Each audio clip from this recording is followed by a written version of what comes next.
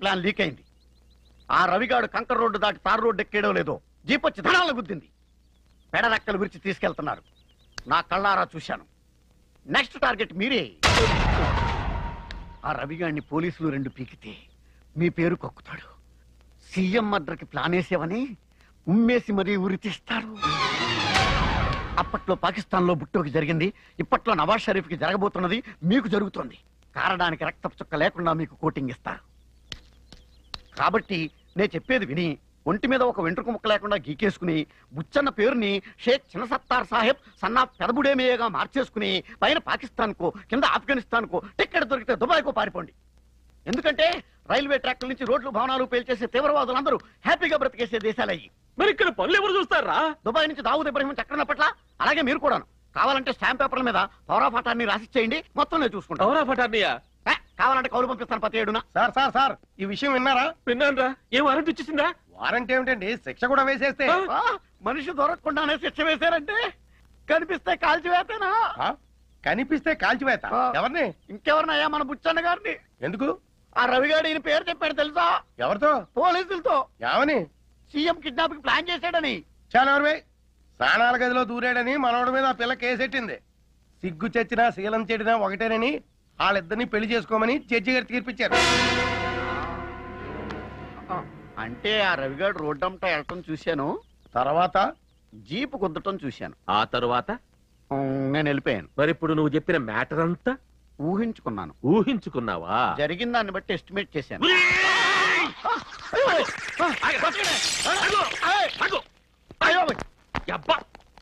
నీ దెబ్బకి షర్టు జేబు కింద గుండె కొంచెంలోకి జారింది కదరా.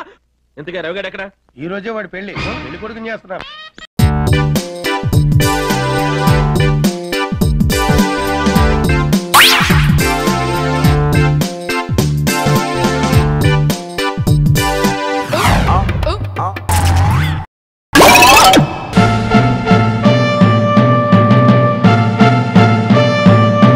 పెళ్లి చేసుకుని 6 సంవత్సరాలుగా అప్పడాల కర్ర దెబ్బలు తిని ఇక తినలేక కోర్టులో కేసేసి మీ దగ్గరకు వచ్చి పడ్డాను. మీరు ఇప్పటికి 6 నెలల నుంచి వాయిదాలు వేస్తున్నారు గానీ మాకు విడాకులు ఇప్పించడం లేదు. ఈలోగా మేమే కలిసిపోయేలా ఉన్నాం. చచ్చినా కలవడానికి వీల్లేదు. అన్ని అప్పడాల కర్రలు దెబ్బలు తిని కూడా మళ్ళీ ఆవిడతో కలిసావంటే అసలు మగడివేనా? మొత్తం మగజాతికి అవమానం అండి. నీకెందుకు, ఈ నెలలోనే నీకు విడాకులు ఓకే చేయించేస్తాను కదా. ఏమిటో మీ దయ మా ప్రాప్తం. వెళ్ళొస్తాం. వస్తామండి. వస్తా. మంచిది. ఏమో అధైర్యపడికయ్యా, నేను చూసుకుంటాను కదా. ఈ జనాభా ఎక్కడికో వెళ్ళొస్తున్నట్టున్నారు.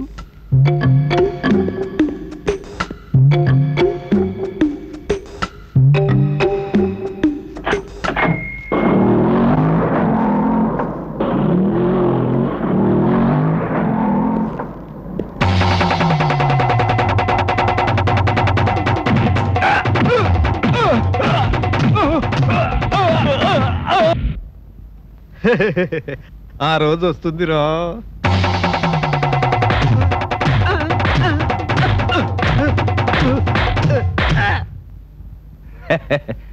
ఆ రోజు కోసమే ఎదురు చూస్తున్నా.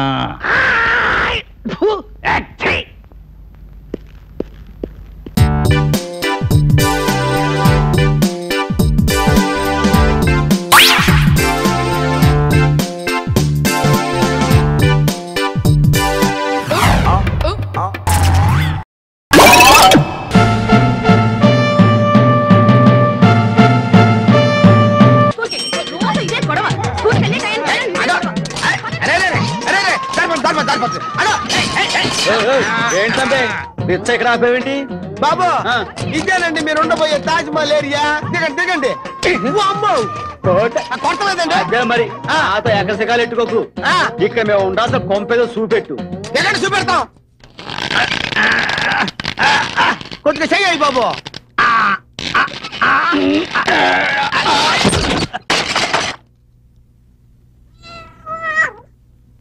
ఇదేనబ్బయ్యా ఈ కాలనీ మొత్తంలో కాస్ట్ హౌసింగ్. గాలి వెళ్తురు ఫ్రీగా వస్తుంది. ఇంటికప్పుకి నీ బొక్కలెట్టుకుని గాలి వెలుతురు ఫ్రీ అని నాతో ఎకసెకాలు ఆడుతున్నావు నా తంబే. ఈ తంబి అంటే బాబు రిక్షా కింద నుంచి చంపేస్తున్నావు. దానికి ఒక చిన్న జాకీ ఉంది తంబి. ఏందయ్యా అది? మద్రాసులో అన్ననైనా తమ్ముడైనా ఆ. తంబి అని పిలవటం మర్యాద. అట్నా? మీరు మద్రాసు కూడా పోయారంటండి? దానికి మరో జాకీ ఉంది తంబి. అదేంటి?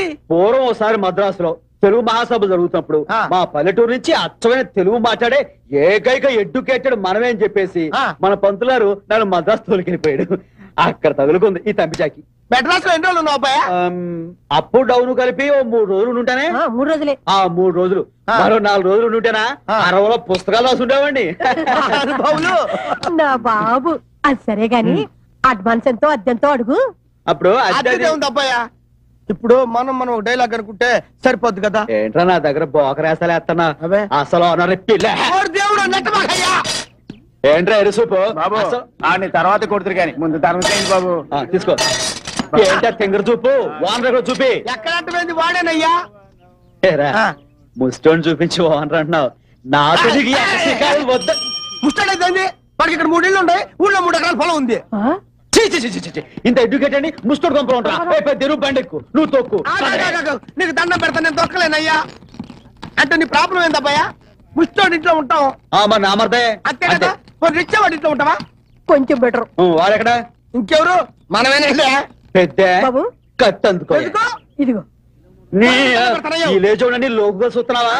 మద్రాస్ సిటీలో 3 రోజులు వచ్చాను రోయ్. నాతో ఒకరా జాకి మేలేటా. అమ్మ బాబు, సత్య ప్రమాణకంగా నాకు ఇల్లు ఉందయ్యా. అయితే చూపెట్టు. అదేనయ్యా. వారిని ఇందాక ముస్టోడన్నా. ఆ ముస్తాడు నా బాబు నాయనా. బాబా అవునండి 3 నెలల క్రితం వీడియో అడుక్కునేవాడండి. నువ్వు నోరు 3 నెలలు ఎక్కడయ్యా? 1 నెలగా అడుక్కుందే. ఏం పెద్ద ఏం చేద్దాం? అడిస్మెంట్ అయిపోదారా? అడ్జస్ట్మెంట్ అయిపోతాం. మా పెద్దకి నాకు మంచి మసాలా టీ పట్టరా. పదవే. ఇంటి ఓనర్ని తీరమ్మంటాడా? ఛీ!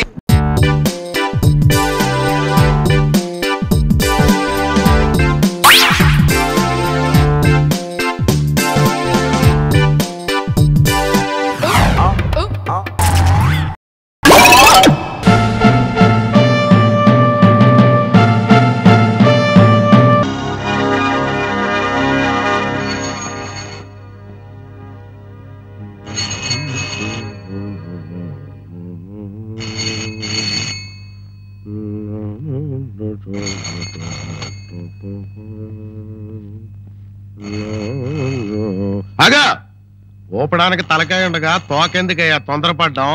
ఫోన్ ఎత్తడానికి ఇక్కడ నేను ఉన్నాను కదా. హలో, అవును పోలీస్ స్టేషనే. ఎవడైనా పోయాడా? ఇంకా పోలేదా? సరే, నీ పేరేంటి? హలో హలో, పేరు చెప్పడానికి దమ్ములు లేవు. ప్రతివాడు పోలీస్ స్టేషన్ ఫోన్ చేసేయడమే. ఏమంటాడు సార్? కూరగాయల మార్కెట్ దగ్గర తన్నుకుంటున్నారట. దానికి పోలీసులు ఏం చేస్తారయ్యా? అంతేలేండి. ఎవడో ఒకడు పోతే కదా మనం రంగంలోకి దిగుతాం. ఏ గ్రూప్ సార్? మస్తానా మాణిక్యాలరావా? ఎవడైతేనేమిటయ్యా, ఎవడో ఒకడు పోతే ఊరికి ఉపకారం జరుగుతుంది. ఓడే సార్ అలాంటిది ఏమైనా జరిగితే ఆసుపత్రి మూసేయక ముందే శవాన్ని అక్కడికి తరలించమనండి. లేకపోతే తెల్లవారులు శవం దగ్గర కాపలా కాయలేక నేను చచ్చిపోవాలి.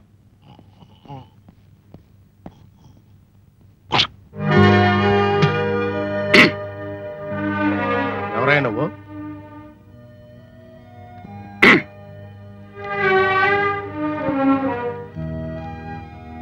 ఓహో, పనిష్మెంట్ కేసా? ఎస్ఐ గారు లేరా సార్? ఏ, నేను పనికి పని వాళ్ళ కనపడుతున్నానా? అది కాదు సార్, అడిగాను. నేను ఏఎస్ఐ గారిని. ఎస్ఐ గారు హాస్పిటల్లో ఉన్నారు.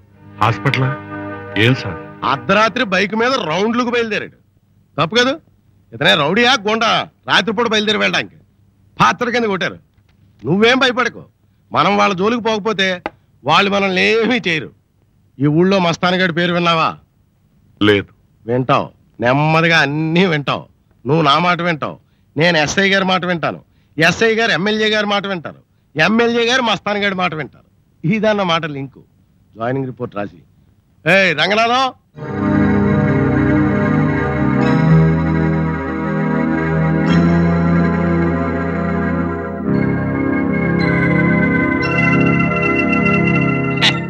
అక్కడ మస్తాన్ గారి ఫోటో పెట్టాలి.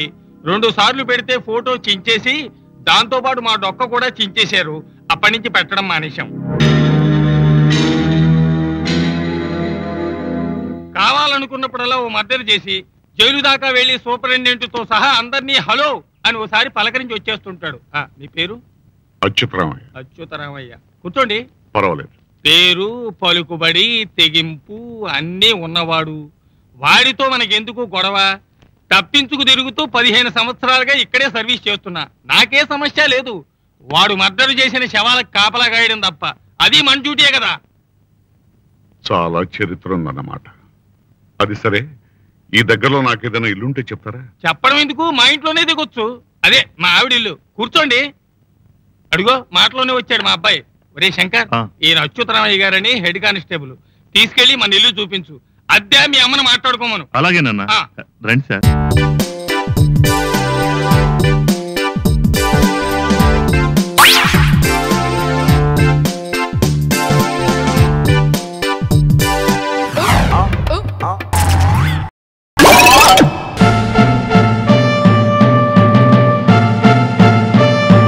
వాడిని పట్టించడం వరకు ఓకే.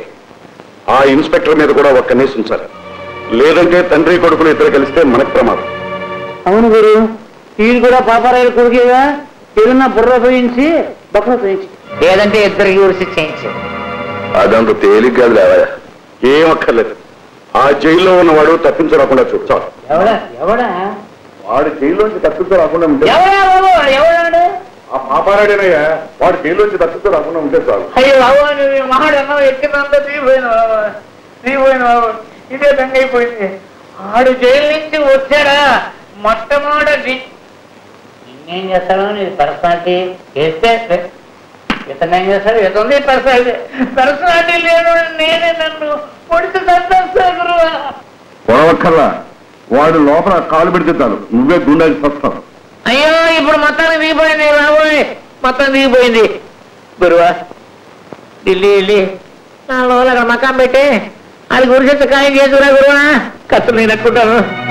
ఉరిశిక్ష ఏం చక్కలేదు, వీడిని అరెస్టు చేయడం చక్కలేదు. దాన్ని ఏం చేయాలో ఈయన్ని ఏం చేయాలో, అసలు ఆ ఇద్దరిని ఏం చేయాలో నాకు రుచిపెట్టండి.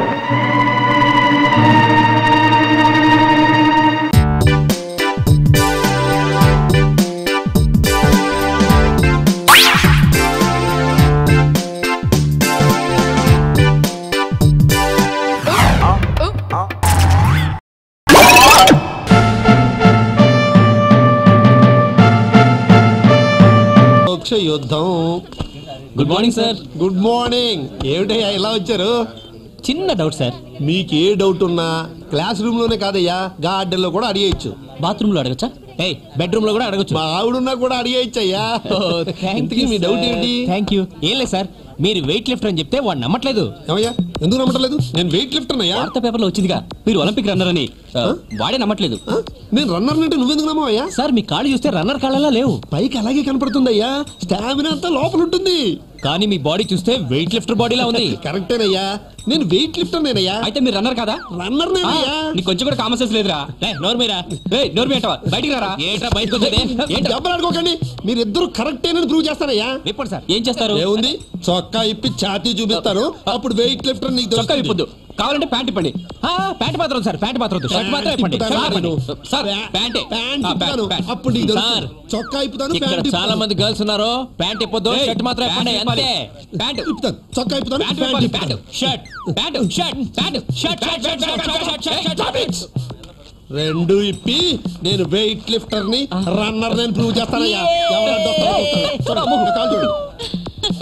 ఫస్ట్ నేను షర్ట్ విప్పించాను, సో నేనే గెలిచాను. షర్ట్ అయితే ఎవరైనా విప్పిస్తారు కానీ ప్యాంట్ విప్పించాలి. నేనే గెలిచాను. పోరా, నేనే గెలిచాను. నేనే గెలిచాను రా, నేనే గెలిచాను, నేనే గెలిచాను. డబ్బులు అనుకోకండి, ప్యాంటు షర్ట్ ఇప్పాను, ఇద్దరు గెలిచారు. Okay, both are win.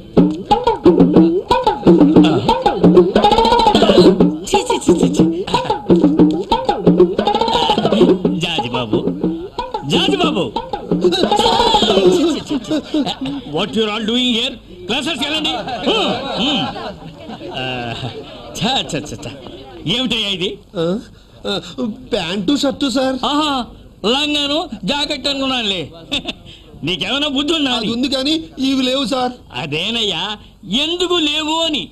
పట్ట పగలు నడి కాలేజీలో ఈ బట్టలు ఎవరు విప్ప తీయమన్నారు అని అడుగుతున్నాను. నా పవర్ చూపిద్దామని సార్. నీ పవరు ఇక్కడ కదయా, ఇంట్లో చూపించు. అక్కడ చూపించాల్సిన అవసరం లేదు సార్. నేను ఇంట్లో బట్టలు ఇప్పేది కేవలం ఉతకడానికే. ఆహా, ఇలా అర్ధనగరంగా కాలేజీలో నిలబడితే స్టూడెంట్స్ ఉతికేస్తారయ్యా. వాళ్ళే ఇప్పమన్నారు సార్. వాళ్లే ఇప్పమన్నారా? అయితే నేను మళ్ళీ ఫుల్ చేశారన్నమాట. ఆ వాళ్ళు చేసేది ఏమిటి? You're already full. జాజ్ బాబు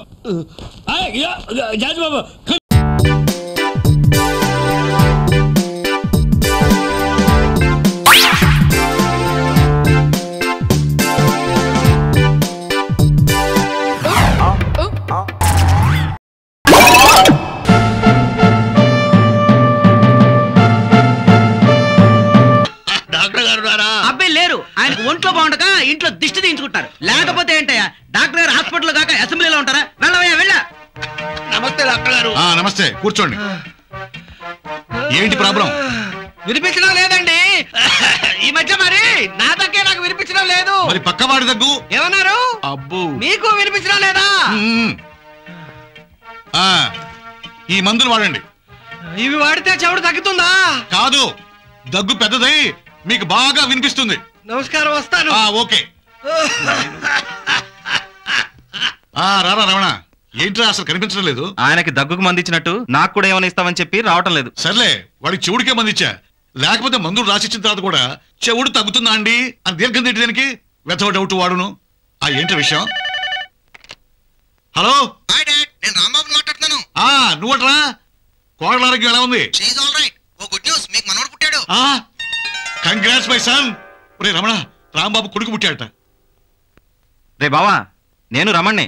కంగ్రాట్స్. థ్యాంక్ యూ రా. అర్జెంట్ గా పెళ్లి చేసుకుంది. నా కొడుకో పెళ్ళాను కన్నా బావా. అలాగే లేరా, నేను చాలా బిజీగా ఉన్నాను. నువ్వే ఓ బిడ్డ తల్లిని చూడు. ఏడ్చావు గాని ఇటు. ఒరే రాంబాబు, నాకు మనవడు పుట్టిన సందర్భంగా ఇక్కడ మన వాళ్ళందరికీ ఒక గ్రాండ్ పార్టీ ఇస్తున్నాను. సాయంత్రం పార్టీకి నువ్వు కూడా రావాలి. అలాగే మావయ్య. పేషెంట్లను బెదరగొడుతూ ఇండియాలో ఉండకపోతే హ్యాపీగా వాడి దగ్గరికి వెళ్ళి అమెరికా పేషెంట్ల భర్తం పట్టొచ్చు కదా. నెవర్. ఈ దేశాన్ని వదిలిపెట్టిపోవడం నా వల్ల కాదు. I live for my country, I die for my country. Okay uncle, okay. అంత ఎమోషనల్ అయిపోకు. బుద్ధి గడ్డి తిని ఈ ప్రపోజల్ పెట్టా. వస్తాను అంకుల్. అలాగేరా, అమ్మని అవసరం అడిగానని చెప్పు. ఈ మధ్య మనం బాగా ఓవర్ అయిపోతున్నాం బాబు. తప్పే ఉందే, వయసులో ఉన్న వాళ్ళు చేసే పనేకైతే. యాక్షన్. అలివేలు అలివేలు అలివేలు. నేను మీ పెళ్ళం అలివేలిని కాదండి, నాగమణిని. ఎంత తాగినా కట్టుకున్న పిల్ల. నేను ఎవరిని చేయలేదు, నన్ను ఎవరు చేయలేదు మేడం. నీ చేత నిజాలు ఎలా చెప్పించాలో నాకు తెలుసురా. మర్యాదగా నేల ఒప్పుకో. ఆరనీయుమా ఈ ఒడియం